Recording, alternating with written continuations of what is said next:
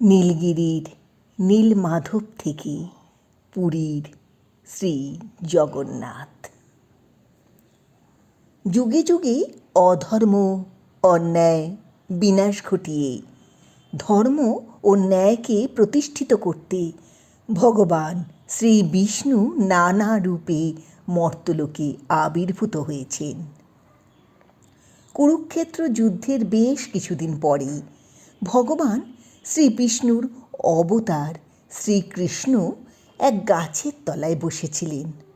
সেই সময় তাঁর রাঙা চরণকে পাখি ভেবে এক শবর তাঁকে লক্ষ্য করে তীর মারে। মৃত্যু হয় ভগবান শ্রীকৃষ্ণের। মৃতদেহ সৎকারের পর দেখা যায় দেহে কোনো আগুন স্পর্শ করতে পারেনি। তখনই দৈববাণী হয়, ইনি সেই পরম ব্রহ্ম, একে সমুদ্রে ভাসিয়ে দাও। সমুদ্রের ঢেউয়ে ভাসতে ভাসতে এগিয়ে চলা ভগবান শ্রীকৃষ্ণের দেহাংশের সাথে সাথে সমুদ্রের পাড় ধরে ছুটে চলেন সেই শবর। এইভাবে দ্বারকা থেকে পুরী পর্যন্ত আসার পরে ভগবান শ্রীকৃষ্ণ সেই শবরকে স্বপ্নে দেখা দিয়ে বলেন, আমাকে এই সমুদ্র থেকে তুলে নিয়ে প্রতিষ্ঠা কর। আজ থেকে এই রূপেই আমি তোর এবং তোদের বংশধর শবরদের হাতে পুজো নেব। সেই থেকে নীলমাধব রূপে তিনি বংশ পরম্পরায় শবরদের হাতে পূজিত হতে থাকলেন। এরপর এলো কলিযুগ। কলিঙ্গের রাজা তখন ভগবান শ্রী বিষ্ণুর পরম ভক্ত মালব্যরাজ ইন্দ্রদ্যুম্ন। একদিন এক সন্ন্যাসী রাজা ইন্দ্রদ্যুম্নের কাছে এলেন। ভক্তিপরায়ণ রাজা পরম যত্ন সহকারে সন্ন্যাসীর সেবা যত্ন করলেন। সন্ন্যাসী রাজাকে বললেন, ভগবান শ্রী বিষ্ণু নীলমাধব রূপে শবরদের দ্বারা গুপ্তভাবে পূজিত হচ্ছেন। নীলমাধব সাক্ষাৎ মুক্তিপ্রদায়ক। ভক্তিভরে তাঁর পুজো করলে মোক্ষ লাভ করা যায়। বিষ্ণু ভক্ত রাজা ইন্দ্রদ্যুম্ন সন্ন্যাসীর কথা শুনে ভগবান দর্শনে আকুল হয়ে উঠলেন। রাজা নীলমাধবের সন্ধান পাওয়ার জন্য তাঁর অনুচর ও ব্রাহ্মণদের বিভিন্ন দিকে পাঠালেন। সকলেই ব্যর্থ হয়ে ফিরে এলো। কেবল প্রধান পুরোহিতের ভাই বিদ্যাপতি পথ হারিয়ে ঘন জঙ্গলের মধ্যে বিচ্ছিন্ন হয়ে পড়লেন। দিকভ্রষ্ট বিপদগ্রস্ত বিদ্যাপতিকে ঘন জঙ্গল থেকে উদ্ধার করলেন শবররাজ বিশ্ববসুর কন্যা ললিতা। এরপর বিদ্যাপতি শবররাজার আশ্রয়েতেই থাকতে আরম্ভ করলেন। কিছুদিন পর শবররাজ বিশ্ববসুর অনুমতিতে রাজপুরোহিত বিদ্যাপতির সাথে শবর রাজকন্যা ললিতার বিবাহ হয়ে গেল। বিদ্যাপতি সেখানে থাকতে থাকতে লক্ষ্য করলেন শবররাজ প্রতিদিন সন্ধ্যায় শুদ্ধ জামা কাপড় পরে বাড়ি থেকে বের হয়ে যান, ফেরেন পরের দিন দুপুরবেলায়।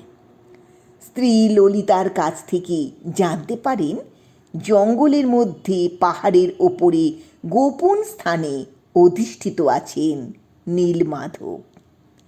পিতা বিশ্ববসু প্রতিদিন নীলমাধবের পুজো করতেই একাকী সেখানে যান। তখন বিদ্যাপতি নীলমাধবকে দর্শন করার জন্যে জেদ করেন। শবররাজ প্রথমে রাজি না হলেও শেষ পর্যন্ত জামাতা বিদ্যাপতিকে নীলমাধব দর্শন করাতে রাজি হন। তবে শর্ত দেন, সমস্ত রাস্তা তাকে চোখ বাঁধা অবস্থায় যেতে হবে। গুহায় পৌঁছে চোখ খুলে দিলে তিনি নীলমাধবকে দর্শন করতে পারবেন। বিদ্যাপতি হাতের মুঠোয় সর্ষের দানা নিয়ে তা সমস্ত রাস্তায় ছড়াতে ছড়াতে নীল পর্বতের গুহায় পৌঁছে নীলমাধবকে দর্শন করলেন। এতদিনের কষ্টের পর তার স্বপ্ন পূর্ণ হলো। সেই গুহা মন্দিরেই বিদ্যাপতি নীলমাধবের পুজো করলেন। সেই সময়ই দৈববাণী হলো, আমি এতদিন দিন দুঃখীর পুজো নিয়েছি, এবার আমি মহা উপাচারী রাজা ইন্দ্রদ্যুম্নের পুজো নেব। ইষ্টদেবতাকে হারাবার আশঙ্কায় সবরাজ বিশ্ব বসু ব্রাহ্মণ জামাতা বিদ্যাপতিকে বন্দি করলেন, কিন্তু কন্যা ললিতার অনুরোধে শেষ পর্যন্ত ছেড়ে দিলেন। বিদ্যাপতি মহারাজ ইন্দ্রদ্যুম্নের কাছে নীলমাধবের খবর পৌঁছে দিলেন। রাজা সৈন্য সামন্ত নিয়ে নীলমাধবকে রাজপ্রাসাদে আনার জন্যে নীল পর্বতের গুহায় পৌঁছে গেলেন, কিন্তু নীলমাধব তখন অন্তর্হিত হয়েছেন। মতান্তরে সবরাজ বিশ্ব বসু নীলমাধবকে লুকিয়ে ফেলেছিলেন। নীলমাধবের দর্শন না পেয়ে রাজা জীবন বিসর্জন দেবেন বলে মনস্থির করলেন।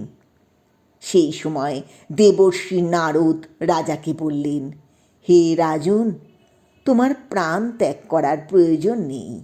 তোমার রাজ্যে ভগবান দারু ব্রহ্মরূপে পুজো নেবেন। স্বয়ং পিতা ব্রহ্মা একথা জানিয়েছেন।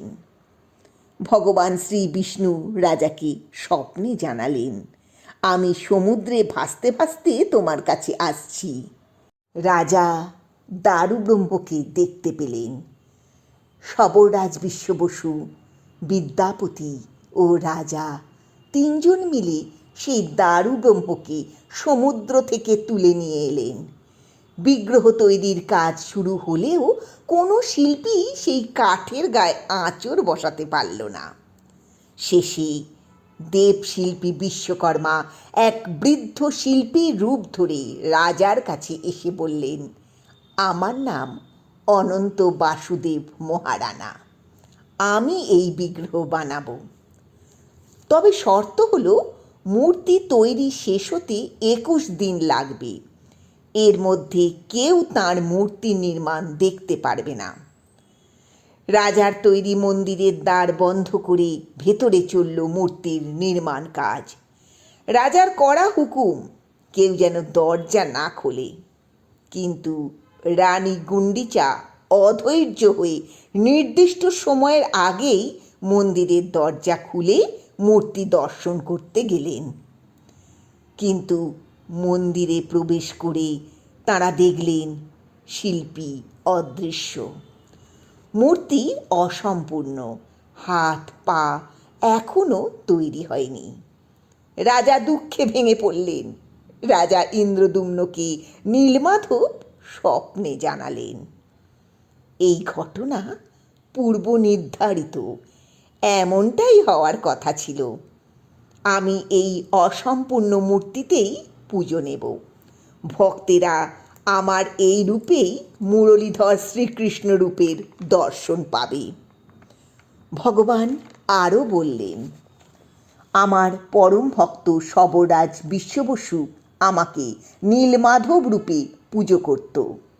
তার বংশধরেরা আমার সেবক রূপে যুগ যুগ ধরে আমার সেবা করবে। বিদ্যাপতির প্রথম স্ত্রীর সন্তানগণ আমার পূজারী হবে, আর দ্বিতীয়া স্ত্রী ললিতার সন্তান এবং বংশধরেরা আমার ভোগ রান্নার দায়িত্বে থাকবে। আমি তাদের হাতেই সেবা নেব। পুরীর মন্দির তৈরি এবং বিগ্রহ অধিষ্ঠিত হওয়ার পরে রাজা ইন্দ্রদ্যুম্ন ব্রহ্মলোকে গিয়েছিলেন প্রজাপতি ব্রহ্মাকে মন্দির উদ্বোধনের জন্যে আমন্ত্রণ জানাতে। সেই সময় গালা নামে একজন রাজা নিজেকে মন্দিরের স্থপতি বলে দাবি করেছিলেন, কিন্তু ইন্দ্রদ্যুম্ন পৃথিবীতে ফিরে আসার সাথে সাথে তিনি এই দাবি প্রত্যাহার করেছিলেন। ভগবান শ্রী বিষ্ণু ভক্তের পরীক্ষা নেবার জন্যে মহারাজ ইন্দ্রদ্যুম্নকে বলেছিলেন, এবার নিজের জন্যে কিছু প্রার্থনা করো। প্রকৃত ভক্তেরা নিষ্কাম, তাই কোনো প্রকার সুখ ঐশ্বর্য তারা চান না। মহারাজ ইন্দ্রদ্যুম্ন ভগবান শ্রী বিষ্ণুকে বললেন, প্রভু, আমাকে এই বর দিন, আমি যেন নির্বংশ হই, যাতে আমার বংশধরেরা কেউ যেন আপনার দেবালয়কে নিজ সম্পত্তি বলে দাবি না করতে পারে। কথিত আছে, শ্রী জগন্নাথ মন্দিরের মূর্তি প্রতিষ্ঠার দিন ব্রহ্মা ব্রহ্মলোক থেকে মর্তে এসেছিলেন। তিনি হয়েছিলেন প্রধান পুরোহিত।